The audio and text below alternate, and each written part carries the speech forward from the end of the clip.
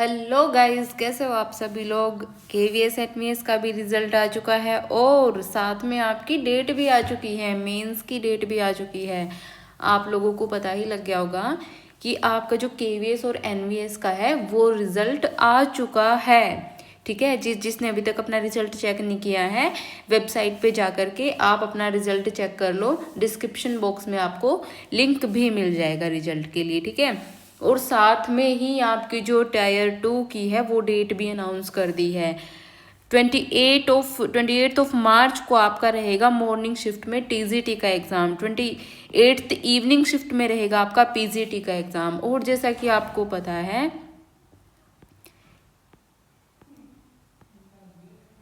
22 को आपका ईएमआरएस का एग्ज़ाम भी है। उसी दिन आपका टीजीटी का एग्ज़ाम है और उसी दिन आपका पीजीटी का एग्ज़ाम है 22 मार्च को। ठीक है, तो बहुत लोग ऐसे हैं जिन्होंने ईएमआरएस में भी एग्ज़ाम क्लियर किया है, टायर फर्स्ट, और केवीएस एनवीएस में भी किया है। ठीक है, और अभी कुछ लोगों को ये प्रॉब्लम है कि उन्हें राइटिंग प्रैक्टिस है वो कैसे स्टार्ट करनी है। देखो, ये हर किसी को प्रॉब्लम आ रही है। और देखो, जो ईएमआरएस था उन्होंने तो फिर भी काफ़ी दिन पहले अपना, कम से कम आज से 1 मंथ पहले अपना रिजल्ट डिक्लेयर कर दिया था। लेकिन केवीएस एनवीएस ने तो एकदम सरप्राइज ही दे दिया, साथ के साथ रिजल्ट और साथ के साथ ही आपकी एग्ज़ाम डेट। मीन्स कि आपके पास आपको सिर्फ 25 डेज दिए हैं ना मेंस के लिए।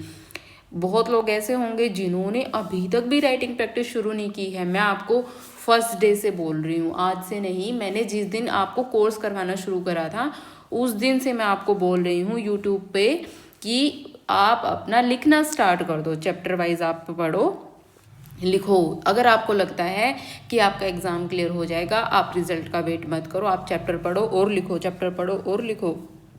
विदाउट राइटिंग प्रैक्टिस आपको बहुत प्रॉब्लम होने वाली है, मैं फर्स्ट डे से आपको कह रही हूँ।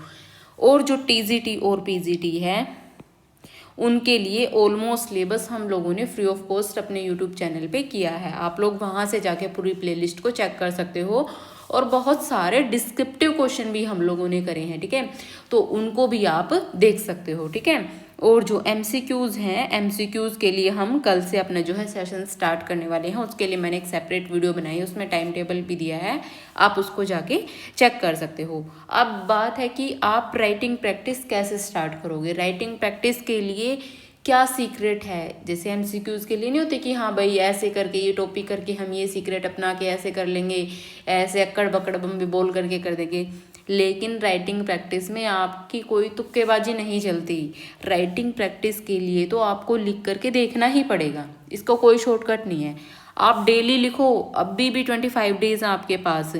दिन में अगर 5-5, 6-6 क्वेश्चन भी लिखोगे ना अभी भी, तो भी कुछ ऐसे तो हो जाओगे कि आप एग्ज़ाम में पास होने लायक एग्ज़ाम अपना कराओ। ठीक है, 25 डेज भी बहुत हैं। अगर आप सब कुछ छोड़ के सिर्फ इसी काम पे लगते हो तो इतना ज़्यादा सिलेबस आपका कह सकते हैं है भी और नहीं भी है। अगर यही सिलेबस एमसीक्यूज ऑब्जेक्टिव के लिए है तो फिर तो कुछ भी सिलेबस नहीं है। अगर यही सिलेबस आपका डिस्क्रिप्टिव के लिए है तो सिलेबस फिर बहुत वास्ट है। ठीक है, तो आपको अच्छे से चीज़ों को याद करना पड़ेगा, लिखना पड़ेगा। ठीक है, अब हमारे पास क्या है, अब हमारे में से 2 टाइप के स्टूडेंट्स हैं। एक तो वो स्टूडेंट्स हैं जिन्होंने अभी तक लिखना ही शुरू नहीं करा है, जिन्होंने अभी तक पढ़ा ही नहीं, सिर्फ रिजल्ट का वेट करे थे कि रिजल्ट में नाम आएगा हमारा तो हम पढ़ना शुरू करेंगे, अदरवाइज वो बैठे हैं आराम से। ठीक है, कुछ लोग ऐसे हैं जिन्होंने ऑलरेडी जो है टायर फर्स्ट दिया और उसी दिन से अपनी एग्ज़ाम की जो प्रिपरेशन है वो स्टार्ट कर दी। ठीक है, तो हमारे पास 2 टाइप के स्टूडेंट्स हैं। एक तो वो है जिन्होंने अभी तक कुछ भी नहीं लिख करके देखा है। ठीक है, तो उसके लिए भी मैंने एक अलग से टाइम टेबल आप लोगों के लिए बनाया है। और जो अपना सिलेबस कंप्लीट कर चुके हैं, बस अब उन्हें रिवाइज करना है, उसके लिए भी मैंने आप लोगों के लिए टाइम टेबल है वो अलग से बनाया है। आप लोगों को लिख करके देखना पड़ेगा, कॉपी उठाओ, पेन उठाओ अभी से। ठीक है, A4 शीट लो, A4 शीट पे आप लिखना शुरू करो। और मैं तो कहती हूँ कि आप A4 शीट पे भी चारों तरफ लाइन बना करके तब लिखना शुरू करो। देखो, जब आप एग्ज़ाम में जाओगे ना, आपको एग्ज़ाम में क्या होगा कि आपको सबसे बड़ी प्रॉब्लम आएगी कि कैसे हम रिप्रेजेंट अच्छा करें, ठीक है।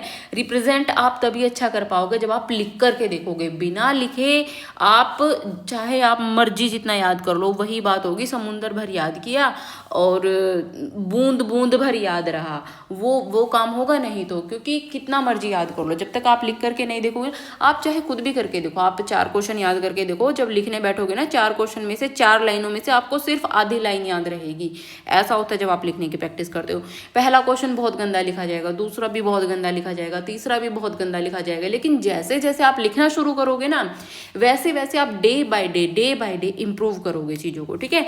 और सबसे अच्छी बात है कि आपके पास तो कोडिंग है बहुत सारी, तो आप कोडिंग में अच्छा अपने लॉजिक यूज़ करके कोडिंग को कर सकते हो, ठीक है।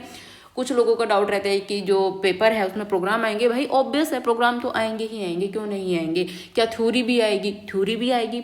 आप अपना सिलेबस उठा करके देखो ना, आपके सिलेबस में थ्योरी भी उतनी ही है और कोडिंग भी उतनी ही है। अब हमारा जो एग्ज़ाम है वो फर्स्ट टाइम होने जा रहा है, ठीक है, फर्स्ट टाइम होने जा रहा है। तो अगर कोई आपको ये कह रहा है ना कि भाई इतनी थ्योरी आएगी, इतनी कोडिंग आएगी, इतनी थ्योरी आएगी, इतनी कोडिंग आएगी, मैं कह रही हूँ कि किसी को भी नहीं पता, मुझे भी नहीं पता, किसी को भी नहीं पता भाई, किसी को भी। सिर्फ और सिर्फ अजम्पशंस हैं। अजम्पशंस को कभी भी रियलिटी नहीं मानना चाहिए, ठीक है। आप ये चीज़ लगा के चलो, पहली बार एग्जाम हो रहा है, दोनों ही बराबर वेटेज प्ले करेंगे, दोनों पे ही आपको ध्यान देना है, ठीक है। तो जो सच्चाई है उसी से रूबरू होना सीखो, ठीक है। क्योंकि अभी मैं आपको झूठा दिलासा दे दूं कि नहीं नहीं कोडिंग ही आएगी, थ्योरी मत करो, आप लोग थ्योरी को स्किप कर दो और कोडिंग करके चले जाओ, ऐसा हो एग्जाम में थ्योरी आई ना कोडिंग आ गई, या कोडिंग आई ना थ्योरी आ गई, तो उसमें प्रॉब्लम है ना। तो आपको दोनों ही अच्छे से करनी पड़ेंगी, ठीक है। और जो आप लिख करके देखोगे, आप देखो, एक तो आप प्लेन शीट पे लिखोगे, उसमें अलग से रिप्रेजेंटेशन होगी, आप लाइन वाली शीट पे लिखोगे, उसमें अलग रिप्रेजेंटेशन होगी, आप रूल्ड पे लिखोगे, उसमें अलग रिप्रेजेंटेशन होगी। तो आपको प्लेन पेपर पे जो है रिप्रेजेंटेशन आनी चाहिए। क्यों आनी चाहिए? क्योंकि आप जब प्लेन पे रिप्रेजेंटेशन लिखोगे, प्लेन पे आप रिप्रेजेंट करोगे चीज़ों को, तो फिर आपको रूल्ड पे लिखने में कोई प्रॉब्लम नहीं आने वाली है, ठीक है। उसके बाद है कि जो हमारी जितनी भी क्लासेस हैं यूट्यूब पे, जितना भी हमारा सिलेबस हो चुका है, वो आपको नोट्स और पीडीएफ उसकी कहाँ मिलेंगी? तो आपको सारी की सारी पीडीएफ है जो प्ले स्टोर पे मिल जाएंगी, ठीक है। प्ले स्टोर पे आप जा करके आप एप्लीकेशन डाउनलोड करो CS prep bytes play store से, और वहाँ पे जब आप एप्लीकेशन डाउनलोड कर लोगे, वहाँ पे आपको जो free of cost free material section मिलेगा, वहाँ पे आपको जो है सारे के सारे नोट्स मिल जाएंगे, इवन टेस्ट भी मिल जाएंगे, फ्री ऑफ कॉस्ट टेस्ट है वहाँ पे, आप उन्हें पढ़ सकते हो, चीज़ों को देख सकते हो। उसमें कई सारे जो है डिस्क्रिप्टिव क्वेश्चंस हैं, डिस्क्रिप्टिव क्वेश्चंस के साथ आप लोगों को उनके आंसर्स भी मिलेंगे, ठीक है। उसके बाद है कि मैंने आप लोगों के लिए एक टाइम टेबल बनाया है, जिन्होंने अभी तक भी प्रिपरेशन स्टार्ट नहीं करी है उन लोगों के लिए, ठीक है। तो जिन्होंने अभी तक भी प्रिपरेशन स्टार्ट नहीं करी, तो आपको क्या करना है, आपको आज आप थोड़ा सा अपना माइंड मेकअप करो, कल से आप लग जाओ, ठीक है। पहले दिन आपको क्या करना है, CSO रिवाइज करना है, ठीक है। साथ में एप्लीकेशन सॉफ्टवेयर भी रिवाइज कंप्लीट करना है आपको, ये ठीक है। मर्जी जैसे करो, चाहे आप सो के करो, चाहे आप उठ के करो, चाहे बैठ के करो, चाहे खड़े होके करो। अगर आपको एग्जाम क्रैक करना है तो ये करना ही पड़ेगा, ठीक है। ज़्यादा दिन है नहीं आपके पास। उसके बाद इस चैप्टर के साथ में आपको MCQs भी करने हैं, और 4 क्वेश्चन आपको लिख करके भी देखने हैं, और साथ में चैप्टर वाइज टेस्ट हैं जो हमारी पेड सीरीज में, अगर आप पेड सीरीज को लेना चाहते हो, ठीक है। पेड अगर आपको जो टेस्ट सीरीज है हमारी, उसमें एनरोल करते हो, अगर आप एनरोल नहीं करते हो तो फिर आपको ये टास्क तो करना ही पड़ेगा। 4 क्वेश्चन आप चाहे कैसे भी करो, आप करो 4 क्वेश्चन को, चाहे आप बुक से सोल्व करो, ठीक है। बुक से क्वेश्चन उठा के उन्हें लिख करके देखो, ठीक है। अगर आप टेस्ट सीरीज ज्वाइन करते हो तो आपको MCQs भी इस चैप्टर के साथ में, चैप्टर वाइज जो टेस्ट मैंने दिए हुए हैं उन्हें लर्न भी करना है आपको साथ में, और पढ़ना भी, और 4 क्वेश्चन, कोई भी 4 क्वेश्चन आप लिख करके देखोगे।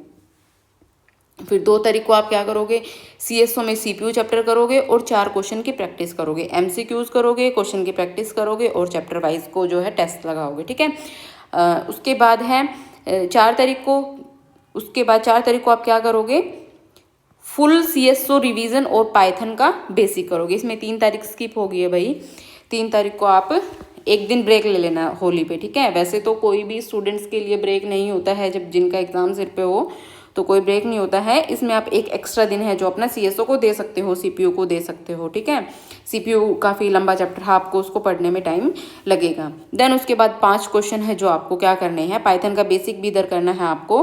5 क्वेश्चन आपको लिखने हैं, साथ में चैप्टर वाइज टेस्ट है जो वो लिखने हैं, लर्न करने हैं, ठीक है।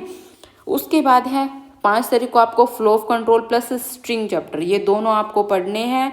साथ के साथ 5 क्वेश्चन आपको, कोई भी 5 क्वेश्चन आप लिखो और साथ में MCQ सोल्व करने हैं और चैप्टर वाइज टेस्ट आपको सोल्व करने हैं, ठीक है। जो चैप्टर वाइज टेस्ट और जो MCQs है ना, ये आपको पूरे के पूरे मिल जाएंगे। आपको जो हमारा ऐप है ना उसमें MCQs भी मिलेंगे आपको चैप्टर वाइज, और आपको चैप्टर वाइज जो है टेस्ट भी मिलेंगे, सब मिलेगा उसमें, ठीक है। आपको कंप्लीट पैकेज मिलेगा एकदम। 6 तारीख को आपको लिस्ट भी करना है, टपल भी करना है और इसके क्वेश्चन सॉल्व करने हैं। 7 को डिक्शनरी और मॉड्यूल्स। 8 को आपको एक सेक्शनल टेस्ट है हमारा, ठीक है। वो सिर्फ जो हमारी पाइथन है ना इस पे रहेगा। पाइथन पे मैंने ज़्यादा जोर दिया है क्योंकि काफ़ी अच्छा खासा रोल प्ले करेगी। आपको सेक्शनल टेस्ट है वो आपको क्या करना है, अटेम्प्ट करना है, रिवाइज करना है और उसका एनालिसिस भी करना है, ठीक है। उसके बाद आपको फंक्शन चैप्टर है, फंक्शन चैप्टर करना है। अब आपको क्या करना है, अब आपको अपने क्वेश्चन का जो नंबर है वो बढ़ा देना। अब आपको 5 से 6 क्वेश्चन करने हैं, 6 क्वेश्चन आपको करने पड़ेंगे। साथ में चैप्टर के MCQs भी और चैप्टर वाइज टेस्ट भी आपको करने हैं, ठीक है। उसके बाद फाइल हैंडलिंग चैप्टर रहेगा आपका। फाइल हैंडलिंग में क्या करना है, आपको 6 क्वेश्चन आपको लिखने हैं, MCQs अटेम्प्ट करने हैं और चैप्टर वाइज टेस्ट भी आपको अटेम्प्ट करने हैं। देन उसके बाद आपका आएगा फुल मॉक 3, ठीक है। फुल मॉक नंबर 3 मैं आपको फुल मॉक नंबर 3 दे दूंगी, या इसको आप फुल मॉक नंबर 1 कर लो, ठीक है। ये फुल मॉक नंबर 1 जो रहेगा ना आपका, ये रहेगा आपका, गलत हो गया, ये फुल मॉक नंबर 1 ही रखना है इसको। इसमें सिर्फ आपकी पाइथन रहेगी। क्यों पाइथन रहेगी, इसका भी एक रीज़न है। क्या रीज़न है कि आपको अब क्या करना है, हमें अपना सिलेबस भी कंप्लीट करना है। लेकिन अब हम क्या करेंगे, अगर हम पूरा का पूरा सिलेबस एक साथ कंप्लीट करेंगे देन हम फुल मॉक को अटेम्प्ट करने बैठेंगे तो हो सकता है हम फुल मॉक को अटेम्प्ट ना कर पाए। तो फिर क्या करना होगा आप लोगों को, सिर्फ पाइथन करो, आप एक फुल मॉक अटेम्प्ट करो, वो सिर्फ पाइथन का होगा ताकि आप लोगों की बैठने की हैबिट बने। 3 घंटे बैठना भी तो अपने आप में एक बहुत बड़ा टास्क है ना, कि आपको ऐसा चैप्टर जो आता भी है आपने रिवाइज भी कर लिया और आप एक फुल मॉक भी, दोनों एक तीर से दोनों निशाने हों, ठीक है। तो आपको ये एक फुल मॉक नंबर 1 अटेम्प्ट करना है। साथ में उसकी प्रैक्टिस करनी है, एनालिसिस करना है कि कहाँ आप कौन से टॉपिक में वीक रह गए हो, देन उसको क्या करना है, रिवाइज करना है फिर से, ठीक है। उसके बाद फिर ऑल प्रोग्राम्स का एक अलग से टेस्ट मिलेगा आपको और साथ में DBMS की थ्योरी है, ये आपको करना है, ठीक है। उसके बाद 13 तारीख को आप क्या करोगे, SQL करोगे। SQL में आप क्या करोगे, 6 क्वेश्चंस की प्रैक्टिस करोगे और साथ में MCQ करोगे और जितने भी चैप्टर वाइज टेस्ट है उन्हें कंप्लीट करोगे। देन उसके बाद 14 तारीख को फिर आपका एक सेक्शनल टेस्ट होगा, ठीक है। सेक्शनल टेस्ट में आपको पाइथन मिलेगी, DBMS मिलेगी, 30 MCQ मिलेंगे और 10 आपको क्या मिलेंगे, डिस्क्रिप्टिव क्वेश्चन मिलेंगे और साथ में इसमें नेटवर्किंग के क्वेश्चन भी आपको मिलेंगे। प्रैक्टिस करना, एनालिसिस करना, ठीक है। उसके बाद 15 तारीख को आपको एक फुल मॉक मिलेगा, फुल मॉक नंबर 4, ये इसको फुल मॉक नंबर 2 भी आप कह सकते हो, ठीक है। फुल मॉक नंबर 2 आपको मिलेगा। देन आप इसमें क्या करोगे, प्रैक्टिस करोगे, एनालिसिस करोगे और वीक टॉपिक्स को फिर से रिवाइज करोगे, ठीक है। उसके बाद है 16 तारीख को आपको, उसके बाद है 16 तारीख को आपको क्या करना है, सोसाइटी लैंड इथिक्स करना है। 7 क्वेश्चन की प्रैक्टिस करनी है। अब आपके क्वेश्चन जो है वो बढ़ गए हैं, 6 से 7 हो गए हैं। साथ में आपको MCQ करने हैं और चैप्टर वाइज जो हैं वो क्वेश्चंस लर्न करने हैं। 17 तारीख को आपका आएगा एमर्जिंग ट्रेंड्स, ठीक है। एमर्जिंग ट्रेंड्स आएगा। एमर्जिंग ट्रेंड्स में आपको क्या करना है, आपके 7 क्वेश्चन है जो प्रैक्टिस के लिए रहेंगे, MCQs रहेंगे और साथ में आपको चैप्टर वाइज जो मैंने टेस्ट दिए हैं आपको उनको आप लर्न करो, लिखो। मर्जी आपकी, जो आपकी क्वेश्चन है ये आप अगर आपने टेस्ट सीरीज में एनरोल किया है तो आप जो हमारी टेस्ट सीरीज है उसमें से क्वेश्चंस को अटेम्प्ट कर सकते हो, अदरवाइज आप खुद से भी बुक में से क्वेश्चंस को उठा करके प्रैक्टिस कर सकते हो। देन उसके बाद 18 तारीख को, और साथ में क्वेश्चंस, कई सारे क्वेश्चंस, कई चैप्टर के क्वेश्चंस तो मैंने दिए भी हुए हैं, ठीक है। AI है, AI को हल्के में नहीं लेना है भाई, AI काफ़ी वास्ट सब्जेक्ट है अपने आप में, ठीक है। AI इसीलिए मैंने AI को 2 दिन दिए हैं। उसके बाद 7 क्वेश्चंस की प्रैक्टिस आपने करनी है, साथ में MCQs करने हैं और चैप्टर वाइज जो टेस्ट मैंने दिए हैं उन्हें आपने क्या करना है, लर्न करना है। सेम आपको 19th को करना है। देन उसके बाद अब आपका जो सिलेबस है वो कंप्लीट हो चुका है। PGT के लिए आप AI की जगह जो है वो पांडास कर सकते हो, ठीक है। पांडास के मैंने क्वेश्चंस जो हैं वो आपको टेस्ट सीरीज में दिए हैं, आप देख सकते हैं। उसके बाद अब रहा आपका मॉक टेस्ट, ठीक है। मॉक टेस्ट अब आपको कैसे अटेम्प्ट करने हैं। मॉक टेस्ट में क्या करना है आपको, 20 तारीख को आएगा आपका। 20 तारीख में आपने क्या करना है, 5 और 7 मॉक अटेम्प्ट करना है, एक मॉर्निंग में एक इवनिंग में, ठीक है। देन उसकी प्रैक्टिस करनी है, एनालिसिस करना है, और जो भी आपका वीक टॉपिक रह गया है उसे क्या करोगे, फिर से पढ़ोगे। 21 तारीख को फिर यही करना है, सेम यही करना है। 23 को, 22 को, क्योंकि बहुत सारे बच्चे ऐसे होंगे जो EMRS का एग्जाम देने जाएंगे, आपको उन्हें प्रैक्टिस करनी है, एनालिसिस करना है। 24 को आपने फिर 9 नंबर मॉक को अटेम्प्ट करना है, एनालिसिस करना है, ठीक है। 25 तारीख को फिर मॉक नंबर 10 है, उसको प्रैक्टिस करना है, एनालिसिस करना है। इस तरीके से आपको फुल 10 मॉक मिल जाएंगे, ठीक है। यहाँ पे आप 3 और 4 मॉक नंबर लिख लेना, ठीक है।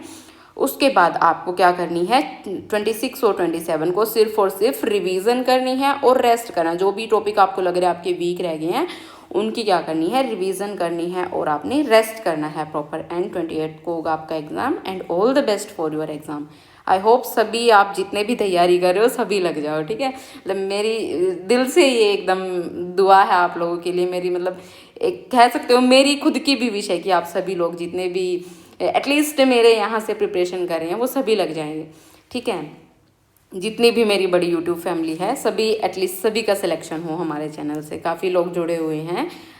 उसके बाद है जिन लोगों ने सिलेबस कंप्लीट कर लिया है अपना, ठीक है। जो ऑलरेडी ऐसे लोग हैं बहुत सारे कि जो ऑलरेडी जिन रिजल्ट आ चुका था, जैसे ही आपका टायर फर्स्ट हुआ था उन्होंने तैयारी शुरू कर दी थी कि हाँ हम तैयारी शुरू कर देते हैं, तो उन्हें क्या करना है, उन्हें सिर्फ क्या करनी है, रिवीजन करनी है और टेस्ट अटेम्प्ट करनी है। तो उन्हें क्या करना है, 1 तारीख को वो अपना पाइथन रिवाइज करेंगे, फ्लो ऑफ कंट्रोल रिवाइज करेंगे। चैप्टर वाइज आप लोगों को 6-6, 7-7 क्वेश्चन नहीं लिखने, आप लोगों को पूरे जितने भी टेस्ट सीरीज में जो चैप्टर के टेस्ट दिए हुए ना, आपको 2 PDF मिलेंगी। एक तो क्वेश्चन की PDF मिलेगी, एक आंसर की PDF मिलेगी। आपको आंसर की PDF जब तक नहीं खोलनी है जब तक कि आप जो है टेस्ट को अटेम्प्ट नहीं कर लोगे, ठीक है। तो पहले टेस्ट को अटेम्प्ट करोगे, देन उसके बाद टेस्ट में क्या करोगे, आप चीज़ों को देखोगे कि मैं कहाँ पे कर पा रहा हूँ, कहाँ पे नहीं कर पा रहा हूँ। देन उसके बाद जो है आप अटेम्प्ट करके देन आंसर की PDF खोलोगे, फिर उसमें से आप मैच करोगे, ठीक है। और साथ में इस चैप्टर के जितने भी MCQ दिए हैं सभी को अटेम्प्ट करोगे। देन उसके बाद सेकेंड को भी ऐसे ही करोगे, थर्ड को भी ऐसे ही करोगे, फोर्थ को आप फिर एक सेक्शनल टेस्ट दोगे, देन उसमें एनालिसिस करोगे और अपने वीक टॉपिक्स को रिवाइज करोगे। फिर 5 को क्या करोगे, फंक्शंस चैप्टर करोगे, 6 को फाइल हैंडलिंग, 7th को फुल मॉक नंबर 1 अटेम्प्ट करोगे, ठीक है।